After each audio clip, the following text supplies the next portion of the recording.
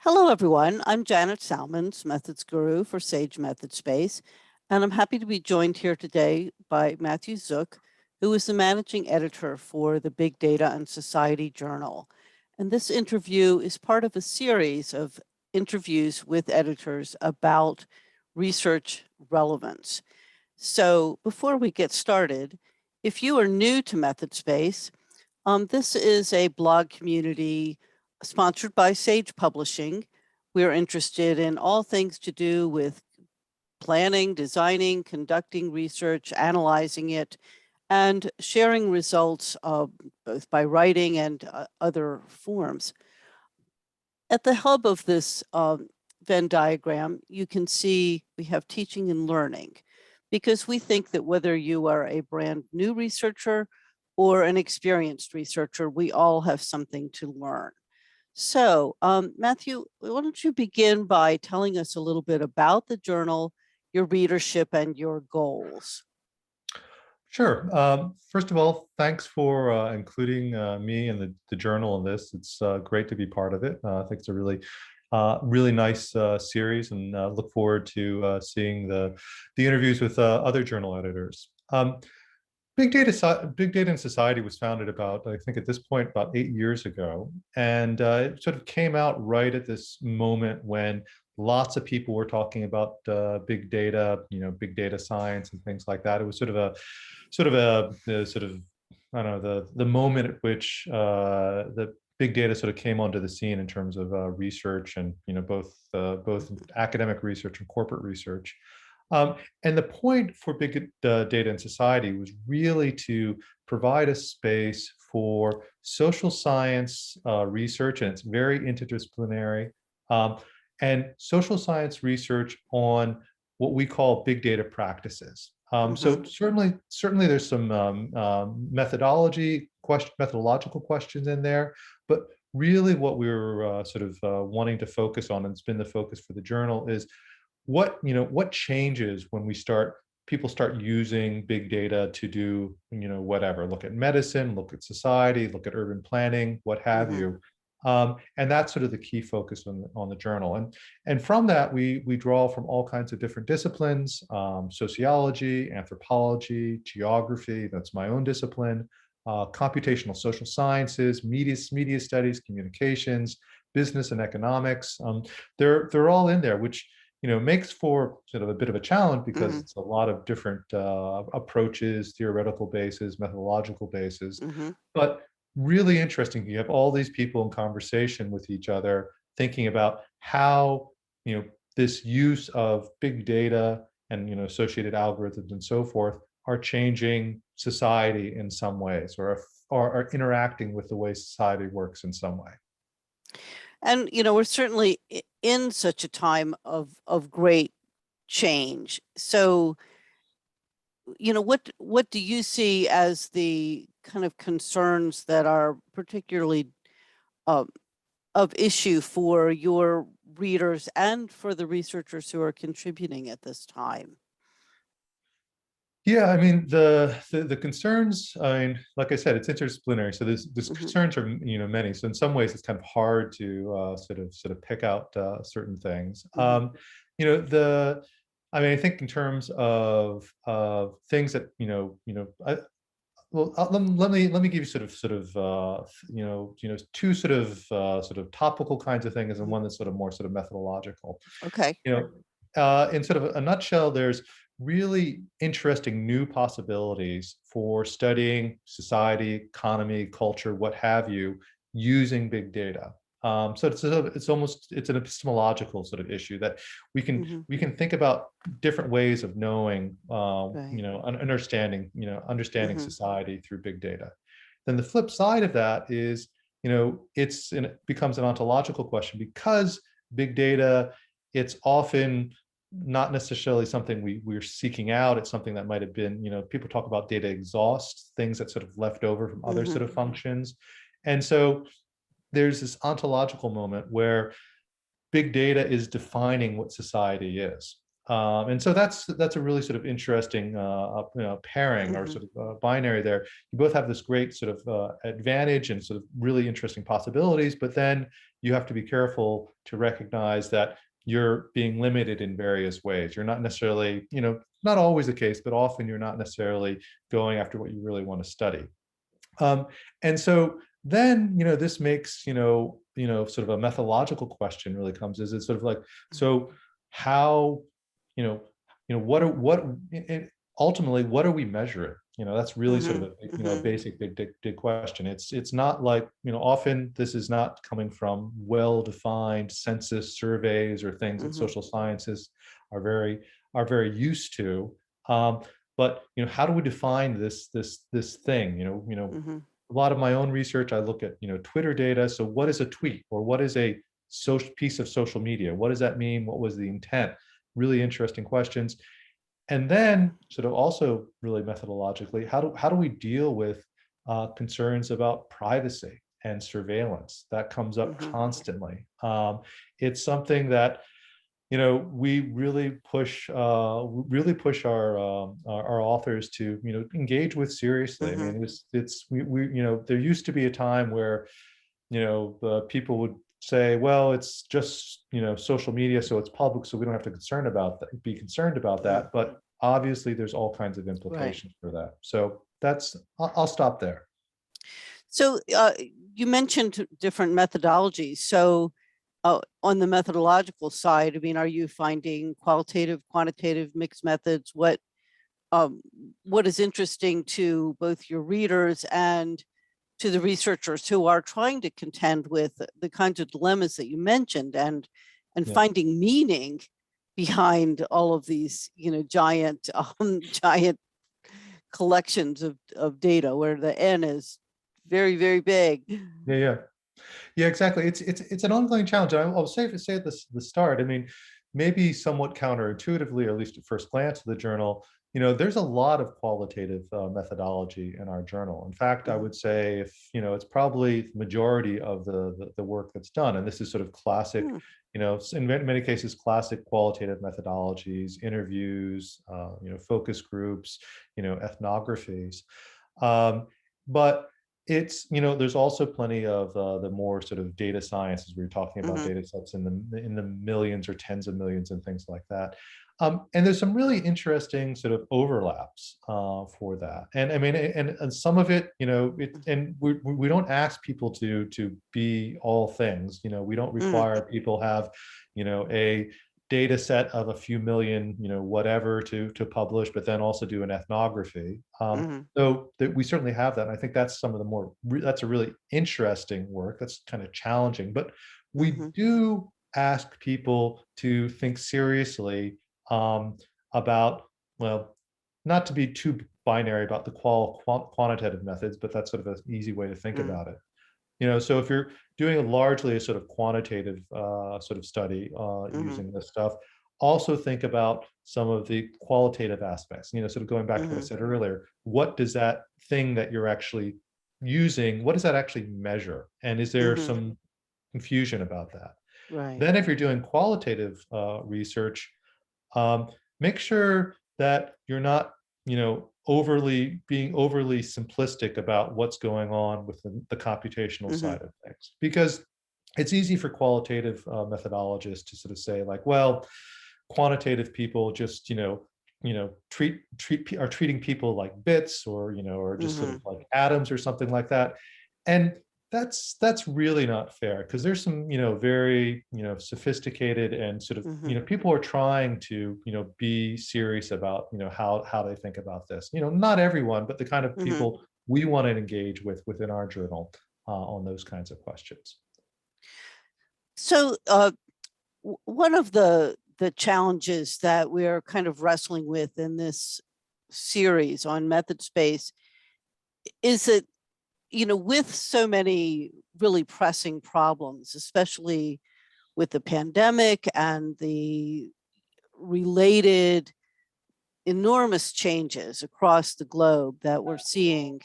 And I think those of us who at some point may have thought, oh, well, things will go back to some kind of normal. Well, it's clear that's not going to happen. So things have drastically changed, and I think that puts some additional kind of pressure on the research community writ large to say, well, we need help, we need answers, we need, if you've learned something that could help us, we need to know that. And so, we have on one side the need to really fight the disinformation and misinformation that has been so problematic, and to be able to say to the world, well, you can trust us, because not only do we use disciplined empirical research practices to, we didn't just think this stuff up, but also that we have a rigorous peer review process that is used, to verify the things that we put out there. At the same time, that takes a while. So Yeah. we have this, need to get things out there, but at the same time, the need to really honor that rigor, because, we want to stand for that. What ways do you see, or are you maybe trying with the Big Data and Society Journal to, either, using other channels like blogs or social media to get things out, even while research is in progress, or perhaps pieces like, editorials or opinion pieces, essays that might begin to convey tips or recommendations that people can use now, while, the kind of longer process unfolds. So, what do you think about any of that? Yeah, I mean, it's a challenge. I mean, I will say, if you talk to anyone involved in editing a journal, they're certainly going to say how the past, well, we're closing in on 2 years, or we have reached 2 years for COVID. How challenging that's really been, Yes. particularly for finding reviewers, getting reviews in a timely manner, and that's, I mean, part of that, that's sign of the times. I'm not sure Mm. if that's that necessarily represents how things are now, or Mhm. hopefully it's when things go back to sort of a more normal, whatever that means. It'll be easier to do. But I mean, in terms of how we do going through, like, the review process, trying to get things out sooner rather than later, because Mhm. again, academic review can take a long time. I mean, a couple things, I mean, come to mind. One, we have a pretty active Twitter account. At this point, I just checked before this, we have over 20,000 followers. And we use that pretty extensively. One of the Mhm. practices we do is, for every article, every new article that's published in Big Data and Society, we set up a series of tweets Mhm. about that. Depends on the article. We'll do retweets, particularly for articles that seem to be getting some attention, or sort of are Mhm. we think are particularly useful. Mhm. But we built up that following from the beginning. So we've been doing this for 8 years now. So that Mhm. 20,000 came over the course of that 8 years. And we're we're picky about what we tweet. We want to make sure that something coming from us is it's going to be something that most people who are following us find useful. Um, and some other things we do. I mean, we have a blog that we that's associated with the journal. We Every time someone publishes something with us, we give them the option of doing a short blog piece. Um, Mhm. our challenge with that is we're trying to make these less like academic abstracts, and more like, these are sort of the key things. I mean, some Right. journals have this thing where, what are the key takeaways for an Right. article, sort of 3 bullet points, Mhm. which is challenging for academics, and we're trying the same Right. thing. And I'm not going to say we succeeded Mhm. altogether with that, but that's another Mhm. thing we're trying to do. um, we also have had this thing called bookcasts, which are, rather than doing book reviews, we have short videos, much like this, Mhm. with authors. And Mhm. that's something we're end of last year, and in 2022 we're actually trying to sort of jumpstart again, because it's sort of fallen to the wayside just with everything else going on. Mhm. And trying to have some of our assistant editors who are generally Mhm. PhD students working for the journal go out and do interviews with people. We have one Right. actually that was just completed with Wendy Chung on a book called Discriminating Data. Hopefully will be out in a couple weeks, and we're hoping to have maybe I don't know, 6 to 12 of these come out during 2022. And Mhm. that idea is it's not necessarily something that's coming from our journal. It's relevant to what we're talking about, and we're hoping that that kind of format might be more accessible Mhm. to some people, and get it out more. And I think I'll stop there unless you want me to follow up. Yeah. Want to follow up on Yeah, I something. think the idea of having kind of almost the stories behind the research, in a blog is also very helpful, and the kinds of interviews that you mentioned is very helpful to new researchers who are trying to find their way. How do I explain my research? How do I, in a capsule version so that Yeah. I can get it across and begin to distill down, you know, what what usable findings do I have here that might be valuable either to other researchers or to people in the field. So I just, you mentioned the interviews. Maybe you could talk a little bit about any special issues you have coming up or other kind of editorial focus areas for 2022.